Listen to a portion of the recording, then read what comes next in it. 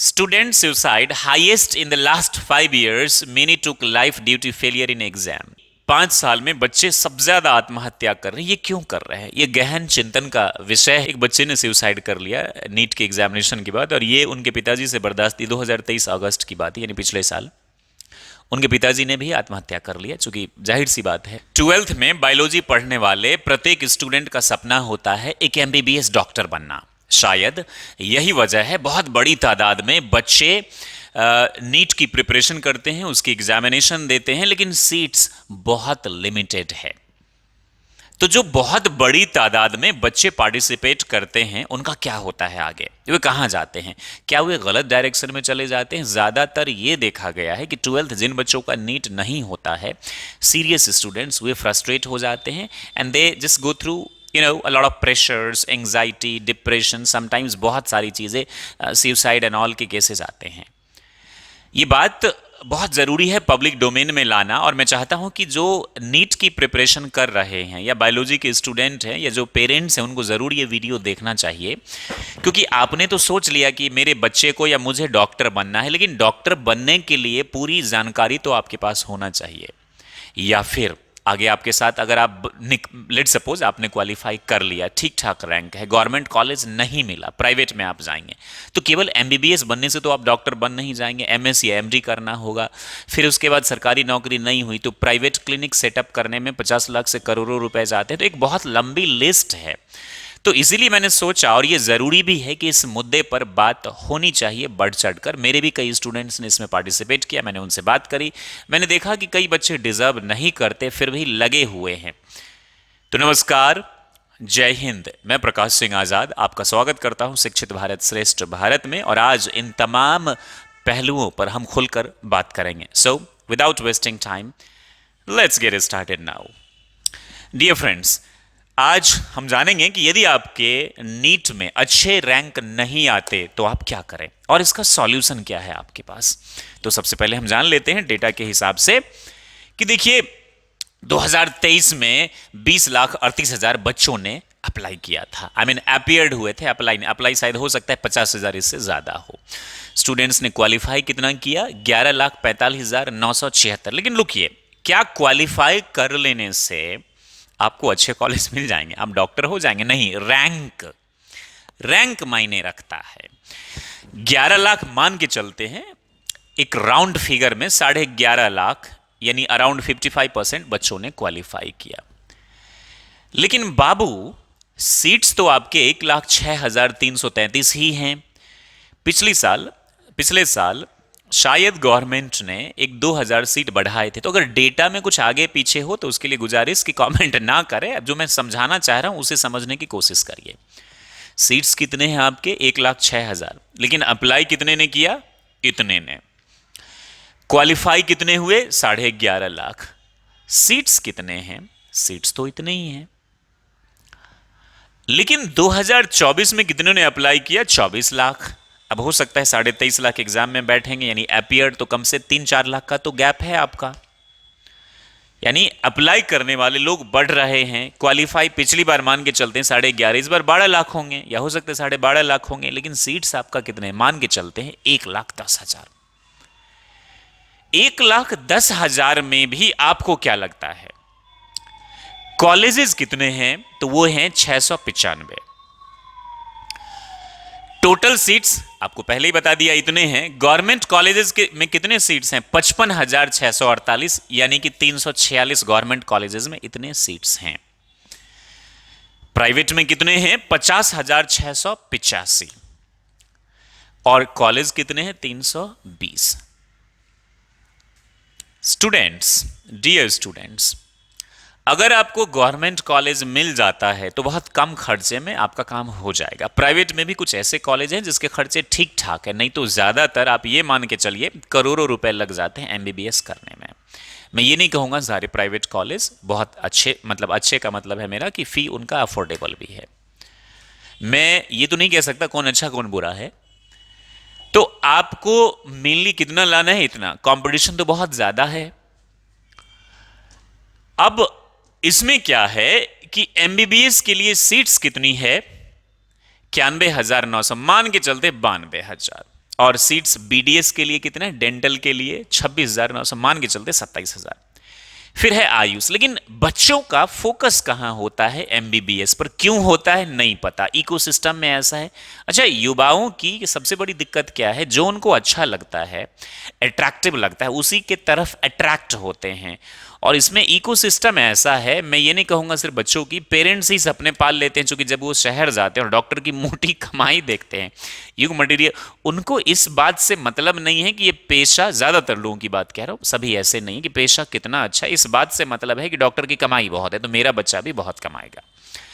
मैं अक्सर कहता हूं, हालांकि इस पर अगर मैं बात करूंगा तो वीडियो बहुत लंबी हो जाएगी। 4 चीज चेक करके ही करियर चेक करें, इस पर हमने बहुत काम किया है। हमारा main channel my career doctor है, जहां हम English, personality development and career counselling के लिए बेसिकली वो है, और शिक्षित भारत श्रेष्ठ भारत के जरिए हम अवेयर करने की कोशिश करते हैं। माफी चाहूंगा, मैं बहुत ज़्यादा व्यस्त था पिछले, हमेशा तो मैं माफ़ी ही मांगता रहा हूँ आप लोगों से हमेशा, तो अब मैं मांगने में भी शर्मिंदा फील कर रहा हूँ, लेकिन अब मैं कोशिश करूँगा, कमिट नहीं कर सकता क्योंकि फिर मैं फंस जाऊँगा किसी चीज़ में, कि मैं अवेयर करते रहूँ अपने स्टूडेंट्स को, अपने लोगों को, अपने देशवासियों को, अपने समाज, अपने कुटुंब को, और जो भी हमारी भाषा समझते हैं।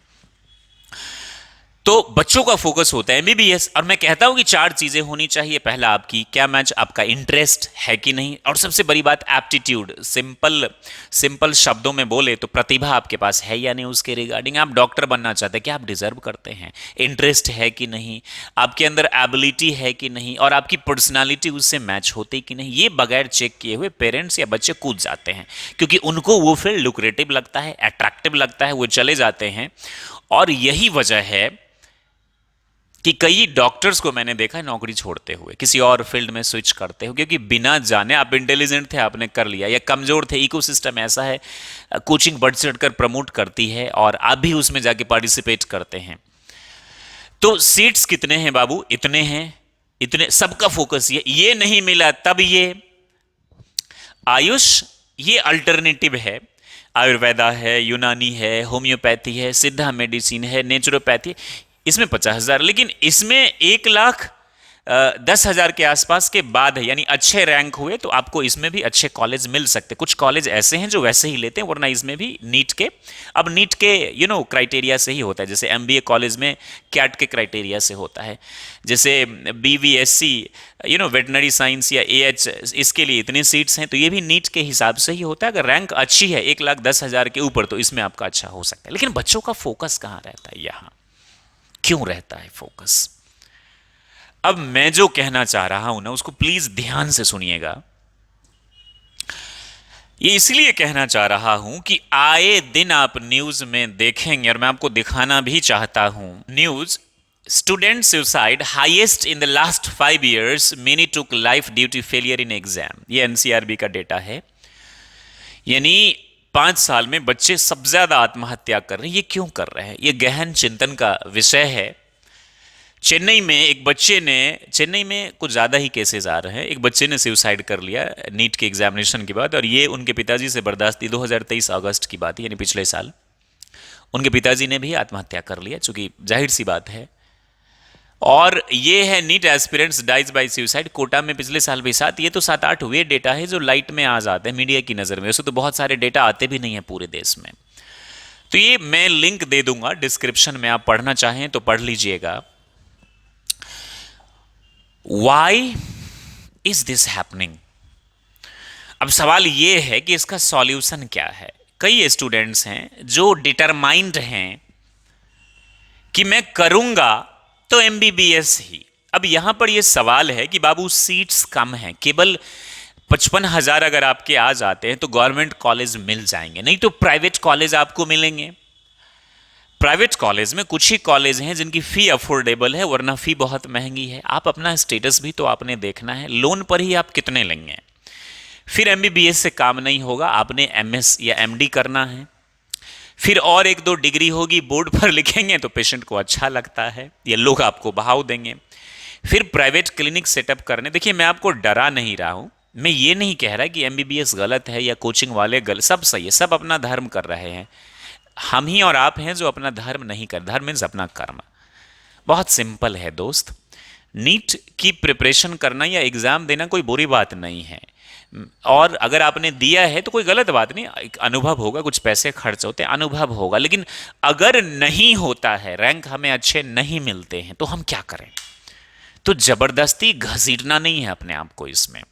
आपको एमबीबीएस नहीं मिला तो किसी तरह प्राइवेट कॉलेज से नहीं करना। फिर लोग क्या करते हैं, इंडिया से बाहर रसिया चले जाते हैं, यूक्रेन चले जाते हैं और दूसरी कंट्रीज में चले जाते हैं।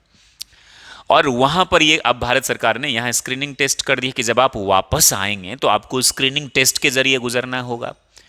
अब इसकी कोई गारंटी नहीं है कि आपने, चूंकि भारत में एमबीबीएस करना दुनिया के कई देशों से ये मुश्किल है। 5 टॉप, आई गेस, मुझे डेटा नहीं पता, हो सकता है मैं गलत भी हूँ उसमें, लेकिन यहाँ की एमबीबीएस की पढ़ाई जो काफ़ी डिफिकल्ट है और वैल्यू है पूरी दुनिया में। तो आप वहां से तो करके आ जाएंगे, लेकिन फिर यहाँ प्राइवेट में दिक्कत होगी। तो डॉक्टर बनने की जिद में कि भाई मुझे डॉक्टर ही बनना है, आपने देखा, आपने डॉक्टर से बात नहीं करी।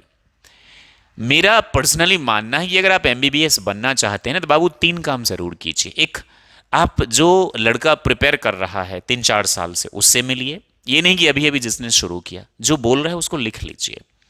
फिर जो डॉक्टर बन चुका है उससे मिलिए, और एक जो रिटायर्ड डॉक्टर है जिस फील्ड में आप जाना चाहते हैं उनसे मिलिए।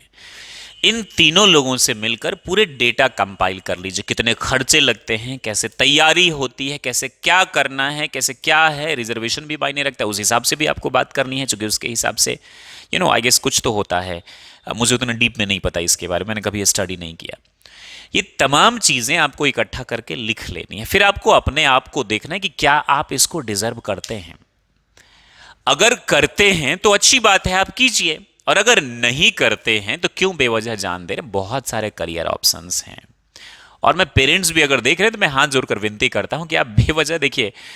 अब मैं जानता हूं मेरे कहने से नहीं मानेंगे, मैं भी लोगों की बात नहीं मानता, तो आप भी मेरी बात क्यों मानेंगे, लेकिन सोचिए। और मैंने कहा ना, 3 लोगों से मिलिए, एक जो 3-4 साल से तैयारी कर रहा है, दूसरा जो जो बन चुके हैं दूसरे, और तीसरे जो रिटायर हैं। आप डेटा कलेक्ट कीजिए, फैक्ट, कितने पैसे लगते हैं, मेरी बात पे मत यकीन कीजिए, और लोगों से मिलिए। आप करते क्या है, किसी रिश्तेदार से जो ज़्यादा जानते हैं उनसे बात कर लेते हैं। और ज़्यादातर काउंसलिंग, अच्छा बायोलॉजी पढ़ रहे हो, एमबीबीएस की तैयारी करो, अकाउंट्स पढ़ रहे हो ना, सीए की तैयारी करो। एक वीडियो में आपको लिंक दे देता हूं नीचे कमेंट में और डिस्क्रिप्शन में, ये मैंने बनाया था माई करियर डॉक्टर चैनल के लिए, आप वहां उसको देख लीजिएगा। बायोलॉजी में जितने ऑप्शंस पूरे विस्तार से मैंने एलोबरेट कर दिया है, आप उसको देख लीजिएगा एक बार जरूर। ऐसा बच्चों में परसेप्शन है कि नॉर्मल बायोलॉजी पढ़ने से क्या होगा, ग्रेजुएट होने से बहुत कुछ होगा। बीएससी अगर आप ऑनर्स किया, आपने एमएससी किया, पीएचडी किया, बहुत सारे करियर ऑप्शंस हैं, ट्रस्ट मी। तो आप यदि डिजर्व करते हैं डॉक्टर बनने को, आप में वो क्षमता है, तो आप जरूर बनिए। अगर नहीं है वो क्षमता, तो प्लीज बेवजह जान देने की कोशिश नहीं है। देखिए 2020 में इतने बच्चों ने सुसाइड किया, 21 में इतना, आगे का डेटा मुझे नहीं मिला। और ये क्यों हो रहा है? यू नो चूंकि प्रेशर में रहते हैं, इकोसिस्टम ऐसा होता है। इसमें ऐसे में पेरेंट्स की भी गलती नहीं बोलूंगा। हर कोई चाहता है कि बच्चा मेरा सिक्योर हो, उसकी फ्यूचर सिक्योर हो। तो पेरेंट्स आपके दुश्मन नहीं है, लेकिन अज्ञानता की वजह से कई बार ऐसा होता है, ज़्यादा से ज़्यादा लोग इसमें। तो अगर आपको लगता है कि आप अच्छे हैं, इसको डिजर्व करते हैं, तो आप ज़रूर तैयारी कीजिए। अगर आपको लगता है आप डिजर्व नहीं करते, तो बहुत सारे करियर ऑप्शंस हैं, आप हमसे भी सलाह मशविरा कर सकते हैं। माई करियर डॉक्टर की एक मुहिम भी है, पूरे समाज को, पूरे दुनिया को अवेयर करना, और युवाओं को ये बताना कि भाई आपके लिए क्या सही क्या गलत है और किस में आप बेहतर है। इसमें हमारी कोई राय नहीं होती कि आप यही कीजिए, आप जिसमें बेहतर हैं वो कीजिए। तो मुझे उम्मीद है कि आपको सॉल्यूशन भी मिल गया होगा। अगर अभी आप मेरी बात मानेंगे नहीं, लेकिन मैं कहना चाहूँगा कि आप सोच ले एक बार ज़रूर, और सोच समझकर आगे कदम बढ़ाए। एग्जामिनेशन अगर आपने दे दिया तो कोई बात नहीं, अब जैसे ही आपको नहीं मिलता एमबीबीएस, आप भागते हैं बीडीएस की तरफ, आप भागते हैं नर्सिंग की तरफ। आप क्या कर रहे हो बाबू, नर्सिंग क्यों, तुम तो नीट की तैयारी करे थे। हाँ सर नहीं हुआ, तो फिर नर्सिंग ही क्यों, चूंकि किसी ने बोला कि नर्सिंग कर लो। क्यों करना यार, I am sorry for this. क्यों करना आपने वे जो सभी आपको बता रही हैं, जो सब कर रहे हैं, आप वे करिए ना, आप वे करिए जिसमें आप बेहतर हैं या कर सकते हैं। फिर वही बात, आपका एप्टीट्यूड, आपकी प्रतिभा, मतलब एप्टीट्यूड, आपके अंदर इंटरेस्ट है कि नहीं, आपकी एबिलिटी और आपकी पर्सनालिटी जो मैच होती है, आप वही करेंगे ना। या किसी के कहने से आप कुछ भी जाकर कर लेंगे और करेंगे, तो फिर बाद में भुगतेंगे। इसीलिए 3 लोगों से मिल लीजिए, एक जो 3-4 साल से तैयारी कर रहा हो, दूसरा जो जॉब में हो, और तीसरे जो रिटायर हो गए हैं। बात करिए, आप अपने आप को देखिए, पता करिए, किसी के कहने पर सुनने पर मत कूदिए। पैसा बहुत लगता है और पूरी रूपरेखा मैंने आपको बता ही दी। मुझे उम्मीद है कि अगर 10 बच्चे के समझ में भी ये बात आ जाए तो और बच्चों को वो अवेयर करने की पूरी कोशिश करेगा। और गुरु दक्षिणा यही है कि आप जितना ज़्यादा से ज़्यादा हो सके लोगों को अवेयर कीजिए, इन मुद्दों पर बात कीजिए, बच्चे समझ सके, अवेयर हो सके। क्योंकि ये जो डेटा बढ़ रहा है ना, चिंता की बहुत बड़ी विषय है और ये सोचने वाली बात है, क्योंकि ज़्यादातर टैलेंटेड बच्चे ही सुइसाइड करते हैं। हम और आप इस बात को नहीं समझ सकते, जिनके घर में होता है या जिन पे होती है वही समझ पा रहे होंगे इसको। टैलेंटेड बच्चे जो दुनिया में बहुत कुछ कर सकते थे, वे अगर यहाँ से चले जाए तो फिर दिक्कत की बात है ना। इसलिए प्लीज़ बात समझने की कोशिश करिए। I hope you get the answer of this question कि अगर नीट में अच्छे रैंक ना हो तो हम क्या करें। आपको ये वीडियो कैसी लगी ये ज़रूर बताइएगा, कमेंट में लिखिएगा। अब हम कोशिश करेंगे कि बच्चों को अवेयर करें, उसे बताएं कि सच क्या है। डिफरेंट जो एजुकेशनल इश्यूज़ हैं जो स्टूडेंट से रिलेटेड है उसको हम ज़रूर हाईलाइट करने की कोशिश करेंगे। फ़िलहाल आपका बहुत बहुत शुक्रिया इसे देखने के लिए अंत तक। जय हिंद,